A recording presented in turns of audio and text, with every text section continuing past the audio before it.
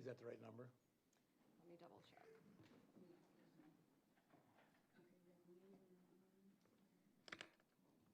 And Ms. Nicolai, did you receive the addendum to the plan and other information? Yes, Okay. thank you. Thank you. Abby. Hey, how are you? Good, how are you?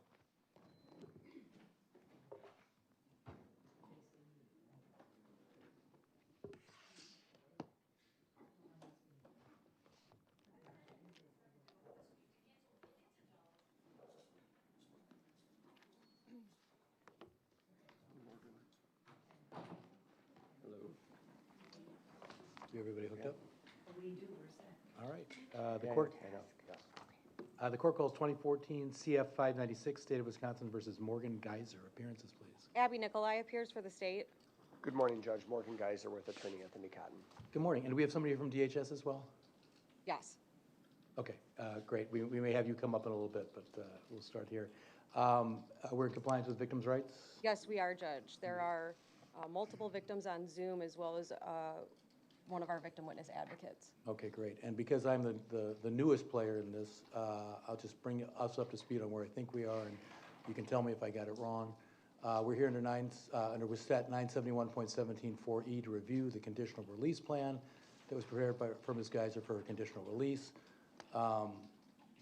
Just by way of history, the recent history, on October 11th of 24, there was a petition for conditional release filed for Ms. Geyser. Judge Borden held an evidentiary hearing on January 9th of this year and granted the petition for conditional release, concluding for the reasons stated in the record that the release of the defendant would not pose a risk of bodily harm to her or others. And Judge Borden directed that DHS complete a release plan within 60 days in accordance with the appropriate statutes. On February 27th of this year, the DHS filed a statement of probable cause and a petition for revocation of conditional release. On March 6th, the court had an evidentiary hearing on the petition for revocation after taking testimony, denied the petitions for the reasons stated on the record, and Judge Borden again ordered the DHS prepare a conditional release plan to file with the court. On April 14th, the DHS filed the conditional release plan. There were some issues with it that were discovered at the April 28th hearing, but in particular regarding the location of where Ms. Geyser was going to be placed under the plan. Judge Borden also directed there were certain things he would like to have judicial oversight of, and in the plan that was submitted to me after a May 27th request for additional time to prepare an amended revised plan, those issues were not addressed. There was nothing talking about court supervision, or it did not also include the standard DHS conditions and some other conditions that were modified and appeared in the earlier plan for conditional release. Well, I was set to discuss those issues in great detail this morning. I received addendum this morning which addressed my concerns, at least in those regards.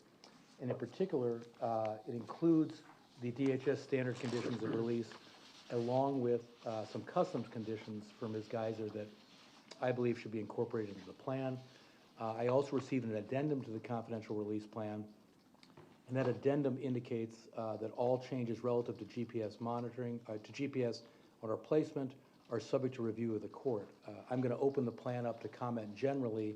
I can tell you I would change that language to say all changes relative to GS monitoring and or placement require court approval, because I want to be on the front end of that as opposed to some kind of later review of the process. Fine. I assume there's any objection from state or defense on that? No objection. Okay, and then with that, those were my thoughts, but I welcome both the state and the defense's opinion of the plan. And I think we confirmed before the hearing started that both sides have had a chance to review the additional materials that were submitted recently. Is that correct? That is correct, Judge. Yes, Judge. Ms. Nicolai? I have had a chance to review the plan as well as the additional materials, and I believe that it does address certainly the concerns that were raised at the last hearing that we had, given the location that was found and is proposed in the confidential plan. And so I don't have any specific comment to offer to you in terms of a victim impact statement or anything like that. And we are in compliance with victim rights. And certainly there are specific conditions contained in docket number 692 that are appropriate as well in terms of victim rights. I would agree with the court's change in docket number 691 in terms of court approval being required if at some point in time the team deemed it appropriate to remove the GPS, and if at some point in time the team deemed it appropriate to change Ms. Geyser's placement. And so I just want to make sure that those are two separate and distinct things. I think that that sentence could be read a couple different ways, that the word placement, we're referring to Ms. Geyser's physical residential placement, not the placement of a GPS device. That's how I read it, that the court would need to approve any change in her residential placement. That's how I read it as well. Okay. I don't think there's any dispute from the defense on that, is there? It's two conditions, not one. Right, I'm not reading it as the location of where the GPS. Where we is put the on her body. GPS on her body, okay, so, all right. So we understand that it's two different things, both require court approval. Anything else, Ms. Nicolai? The only other concern that I had about potentially something that I was going to ask require court approval was in regard to medication monitoring services. However, I've had a chance to discuss that with DHS, and I no longer have a concern about that because it is directly tied to her residential placement, and that monitoring will occur.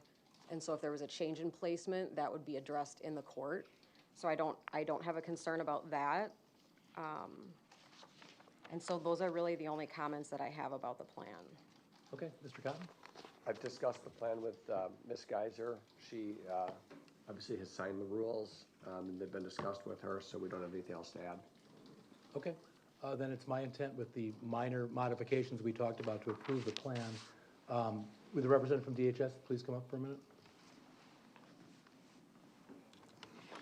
Judge, would it be okay if she just sits here? Yeah, Okay. absolutely. If it's okay with her.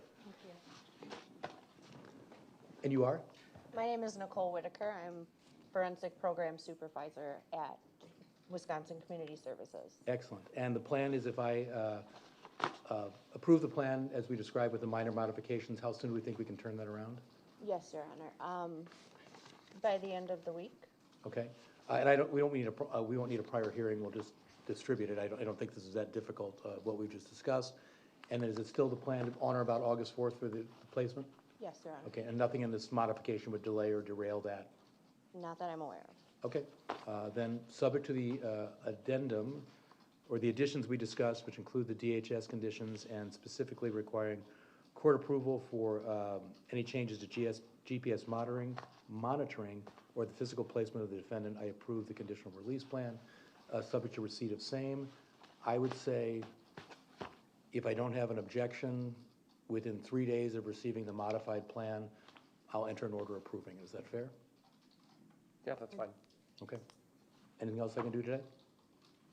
I don't think so.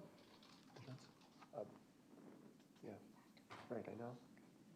Okay, just from our perspective, I need the court just to enter a verbal order directing the Sheriff's Department to send Ms. Geyser back forthwith to the hospital, to the Winnebago facility. So ordered. And we'll monitor that, and if we need to submit a written order, we'll do that. I think we've already taken care of it, so I Okay, think you're okay. great. We just don't want her to sit in jail. No, I agree, and I believe we've already arranged for that. Okay?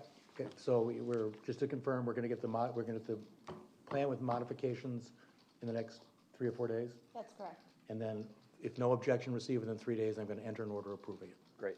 Okay, thank you all very much. Thanks, Judge. Have a good day. Yeah. Talk to you later, okay?